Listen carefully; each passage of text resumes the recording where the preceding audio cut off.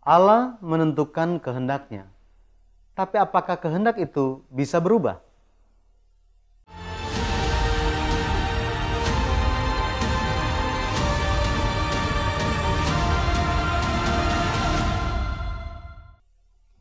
Shalom, kita bertemu dalam acara Tanya Jawab Alkitab di channel GPBSI Jakarta.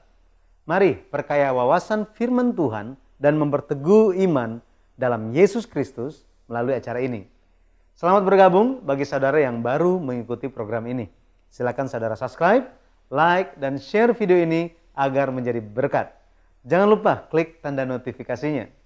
Bersama saya, narasumber kita, Pendeta Dr. Yun Du-hee. Shalom, Pendeta Yun. Shalom. Bagaimana kabar? Baik, puji Tuhan. Haleluya. Pendeta Yun masih lanjutan dari minggu yang lalu. Hari ini kita membahas beberapa pertanyaan yang telah masuk.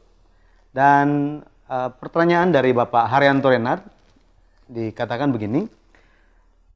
Bapak Pendeta Dr. Yun Du-hee mau tanya, dalam diri manusia punya 3 unsur, roh, jiwa, tubuh.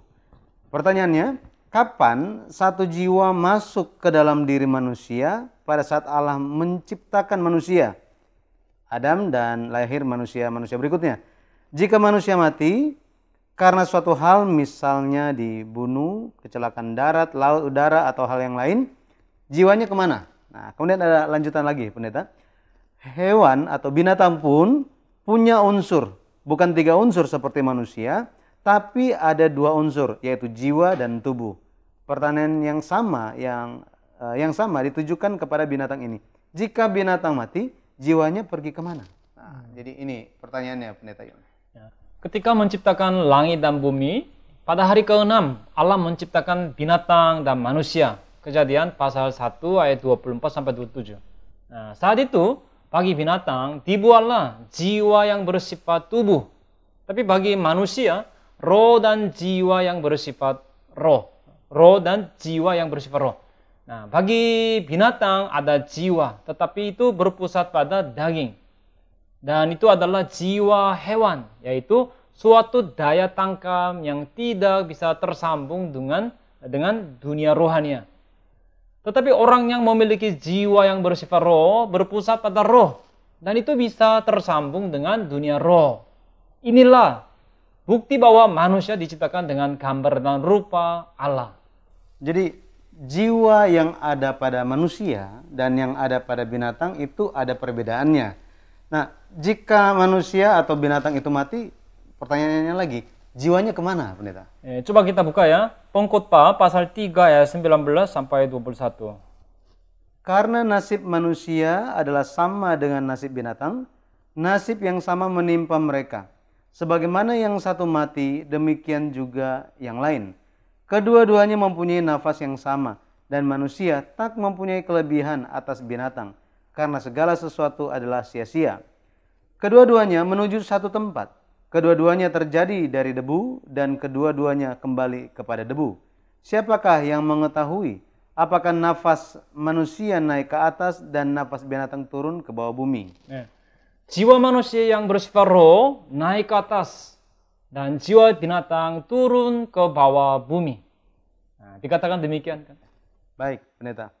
Pertanyaan berikutnya, jadi masih dari Bapak Haryanto, tentang 2 ayat atau perikop, kata Bani Esau di Ulangan 2 ayat 5, kemudian kata Amalek di 1 Samuel 15 ayat 2 sampai 3.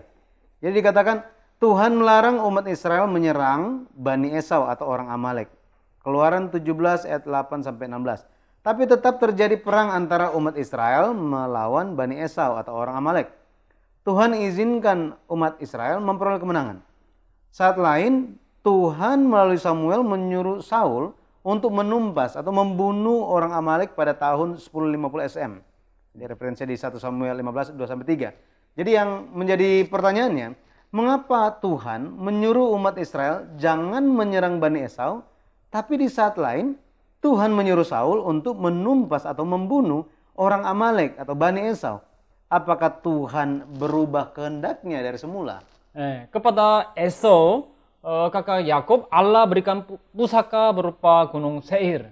Kejadian 36 atau pasal 27. Oleh karena itu dikatakan jangan berperang dengan mereka. Tetapi orang Amalek, keturunan Esau, ketika umat Israel Exodus dan berkemah pada perkemahan ke-10 Rafidim, apa yang orang-orang Amalek lakukan? Orang-orang Amalek menyerang secara mendadak dari belakang umat Israel yang sedang keletihan karena perjalanan. Nah, oleh karena kejadian inilah Allah menyatakan bahwa Ia akan memusnahkan Amalek sampai ingatan atas mereka hilang dari kolong langit. Coba ya buka. Keluaran 17 ayat 14. Kemudian berfirmanlah Tuhan kepada Musa, tuliskanlah semuanya ini dalam sebuah kitab sebagai tanda peringatan, dan ingatkanlah ke telinga Yosua bahwa aku akan menghapuskan sama sekali ingatan kepada Amalek dari kolong langit. Ya. Kemudian Ulangan 25 ayat 17 sampai 19. Ingatlah apa yang dilakukan orang Amalek kepadamu pada waktu perjalananmu keluar dari Mesir, bahwa engkau didatangi mereka di jalan, dan semua orang lemah pada barisan belakangmu dihantam mereka, sedang engkau lelah dan lesu. Mereka tidak takut akan Allah. Maka apabila Tuhan Allahmu sudah mengaruniakan keamanan kepadamu daripada segala musuhmu di sekeliling, di negeri yang diberikan Tuhan Allahmu kepadamu untuk dimiliki sebagai milik pusaka, maka haruslah engkau menghapuskan ingatan kepada Amalek dari kolong langit. Janganlah lupa. Nah, pendeta, jadi kembali lagi ke pertanyaannya, apakah Tuhan itu awalnya menghendaki agar Israel tidak menyerang keturunan Edom? Kemudian tiba-tiba kehendaknya berubah dan menyuruh Israel menyerang, bahkan memusnahkan keturunan Edom, yaitu orang Amalek. Kehendak Tuhan tidak berubah. Suku Amalek hanya merupakan salah satu dari banyak keturunan Edom. Salah satu saja ya? Betul. Keturunan Edom yang lain tidak disuruh untuk dimusnahkan. Hanya suku Amalek ini, mereka tidak lagi menjadi saudara bagi bangsa Israel, melainkan secara dalam mereka telah menjadi apa? Musuh Allah yang benar-benar menghalangi pekerjaan Tuhan. Nah, di saat itulah Tuhan suruh memusnahkan bangsa Amalek itu. Ada juga kasus yang sebaliknya, yaitu Tuhan menyuruh Bani Amon dan Bani Moab tidak boleh masuk jemaat Tuhan sampai selama-lamanya. Tapi kan Ruth yang adalah orang Moab bisa masuk ke dalam umat Israel, bahkan menjadi nenek moyang Yesus. Nah, itu karena iman Ruth yang sungguh-sungguh mau percaya, mau masuk ke dalam umat perjanjian. Makanya secara dalam, ya bukan lagi orang Moab, tapi digenapi sebagai, dianggap sebagai orang Israel. Coba buka ya. Roma pasal 2 ayat 29. Tetapi orang Yahudi sejati ialah dia yang tidak nampak keyahudiannya, dan sunat ialah sunat di dalam hati, secara rohani, bukan secara hurufiah. Maka pujian baginya datang bukan dari manusia, melainkan dari Allah. Jadi pada intinya kehendak Tuhan tidak berubah, dan dibandingkan rupa luarnya, yang terpenting adalah isinya. Ya. Pendeta, masih dari Bapak Haryanto, pertanyaan yang ketiga, mohon jelaskan tentang asal muasal iblis dalam Alkitab. Ini di breakdown jadi 2 pertanyaan lagi. Kapan ular atau penjelmaan iblis atau iblis merasuk ke dalam ular masuk ke Taman Eden? Yang kedua, kapan peristiwa iblis sebagai bintang timur atau Lucifer dilempar ke bumi? Ini referensinya Yesaya 14 ayat 12. Silakan, pendeta. Ya, untuk menjawab pertanyaan yang pertama, sepertinya terlebih dahulu perlu bahas tentang ular di Taman Eden. Kita akan bahas di lain kesempatan. Terlebih dahulu kita lihat kenapa di Alkitab Indonesia diterjemahkannya sebagai bintang timur, dan di Alkitab Inggris diterjemahkannya sebagai Lucifer. Coba ya, nah, di 2 Petrus 1 ayat 19 ada ungkapan bintang timur. Bahasa Yunaninya Phosphoros, artinya yang membawa terang. Dan bahasa Inggrisnya, bahasa Latinnya yang persis sama dengan arti itu adalah Lucifer. Terang adalah lux atau lucis. Lalu yang membawa adalah fere. Sehingga artinya yang membawa terang atau bintang fajar. Bintang timur. Bintang yang cemerlang. Coba buka Yesaya 14 ayat 12. Engkau sudah jatuh dari langit, hai engkau bintang timur, putra fajar. Ya, di sini bintang timur bahasa Inggrisnya, bahasa Ibraninya Hellel. Jadi inilah asal kata Lucifer.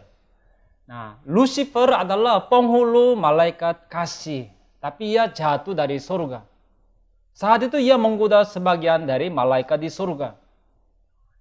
Misalnya, jika malaikat itu jumlahnya 100, dari situ 30-nya digoda, yaitu sepertiganya digoda dijadikan iblis. Tapi penghulu malaikat Mikael berperang dengan mengerahkan puluhan ribu malaikat. Lalu menang mengalahkan ular tua, iblis, Satan yang menyesatkan seluruh dunia. Lalu ular tua, iblis atau Satan itu diusir ke bumi ini sehingga dunia ini makin lama makin jahat. Pendeta, dan mengenai hal ini terjadinya kapan? Di akhir zaman. Makanya jemaat-jemaat Tuhan di hari akhir harus memiliki iman yang berjaga-jaga dan terbangun. Untuk spesifiknya, tanggal berapa dan bulan berapa kita tidak bisa tahu. Kita hanya bisa tahu bahwa itu berkaitan dengan berlangsungnya malapetaka materai, malapetaka sangkakala, dan malapetaka cawan di akhir zaman.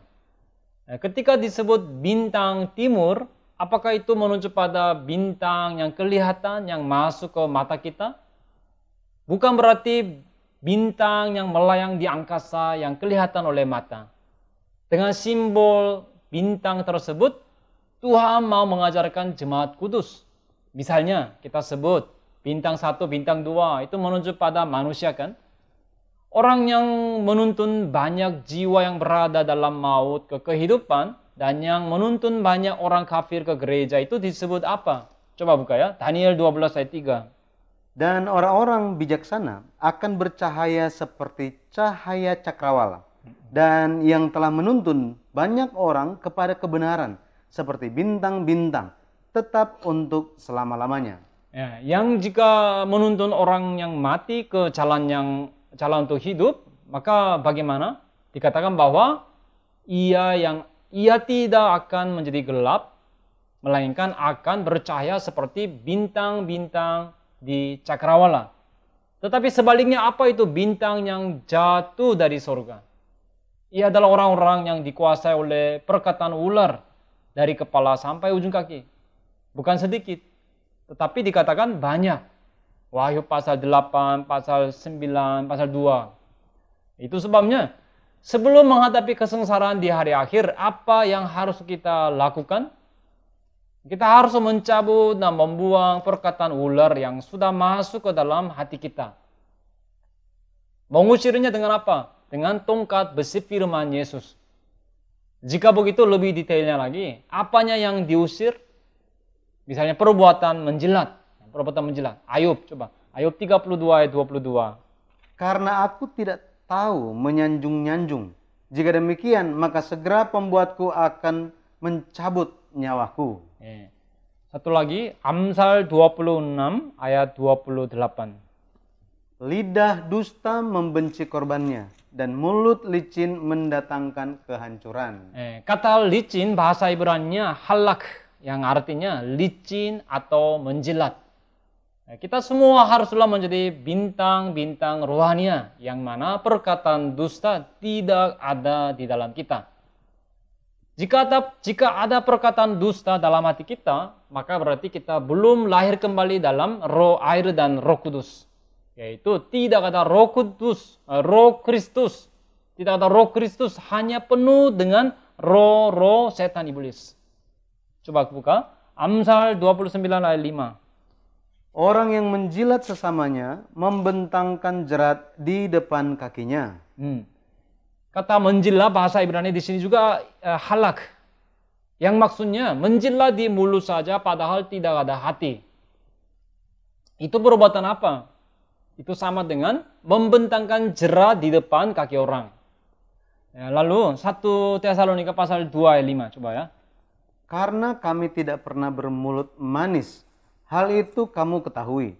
dan tidak pernah mempunyai maksud loba yang tersembunyi. Allah adalah saksi. Di sini kata bermulut manis, bahasa Yunaninya kolakeia, yang berarti menjilat. Yudas 1 ayat 16 juga, coba buka. Mereka itu orang-orang yang menggerutu dan mengeluh tentang nasibnya. Hidup menuruti hawa nafsunya. Tetapi mulut mereka mengeluarkan perkataan-perkataan yang bukan-bukan, dan mereka menjilat orang untuk mendapat keuntungan.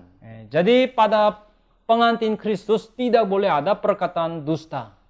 Wahyu 14 ayat 5. Dan di dalam mulut mereka tidak terdapat dusta. Mereka tidak bercela. Jadi bintang yang jatuh dari surga ke bumi adalah tanda pengkhianatan. Nah, jadi apa yang paling Allah benci dan kesal jika di dalam Alkitab, seringkali dikatakan bahwa Tuhan menolak orang yang seperti apa? Orang yang sombong. Maka dikatakan di Yakobus 4 ayat 6 bahwa bagi orang yang rendah hati akan dianugerahkan kasih karunia-Nya. Amin, amin. Terima kasih Pendeta Yun telah menjawab beberapa pertanyaan yang telah masuk. Demikianlah saudara pembahasan pertanyaan-pertanyaan pada hari ini. Terima kasih kepada Bapak, Ibu, Saudara-saudari yang telah memberikan komentar dan pertanyaan. Mari terus ikuti dan dukung program Tanya Jawab Alkitab ini, sehingga makin memberkati lebih banyak orang. Apa komentar saudara atas pembahasan hari ini? Silakan tuliskan pendapat atau pertanyaan saudara pada bagian komentar. Sampai bertemu pada Tanya Jawab Alkitab GPBSI Jakarta selanjutnya. Tuhan memberkati dan Shalom.